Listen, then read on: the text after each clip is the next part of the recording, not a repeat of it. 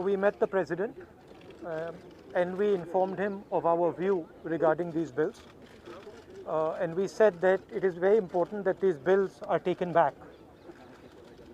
A couple of points we mentioned to the President. The first was the manner in which these bills were passed. Without any discussion, without a conversation with the opposition parties, and certainly without a discussion with the Kisans of this country who have built this country. So the way the bills were imposed, we see it as an insult to the Kisans of this country.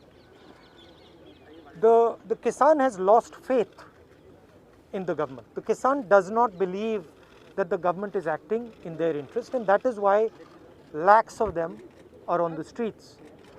And non-violently, compassionately on the streets. They are struggling in cold weather with complete respect. So we informed the President that it is absolutely critical that these bills are taken back. Hindi में बता देता हूँ. देखिए, जो किसान है उसने इस देश की नींव रखी है और वो दिन भर इस देश के लिए काम करता है. ये जो बिल पास किए गए हैं ये किसान विरोधी बिल हैं. प्रधानमंत्री जी ने कहा था कि ये बिल किसानों के हित के लिए हैं. सवाल उठता है कि अगर ये बिल किसानों के हित में है तो किसान सड़कों पे क्यों खड़ा है? किसान इतना गुस्सा क्यों है? क्योंकि इन बिलों का लक्ष्य प्रधानमंत्री जी के मित्रों को हिंदुस्तान का जो एग्रीकल्चरल सिस्टम है वो पकड़ाने का है. और किसान इस बात को बहुत अच्छी तरह समझ गया है. किसान की शक्ति के सामने कोई नहीं खड़ा हो सकता है. और सरकार को गलतफहमी में नहीं होना चाहिए.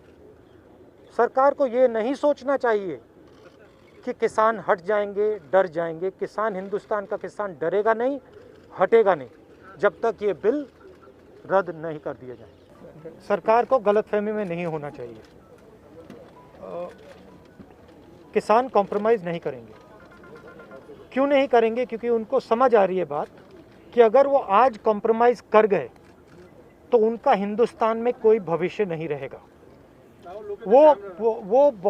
उनको बहुत क्लियरली ये बात समझ आ गई है कि अगर वो आज नहीं खड़े हुए, और मैं किसानों से कह रहा हूँ, अगर आप आज नहीं खड़े हुए तो फिर आप कभी नहीं खड़े हो पाओगे.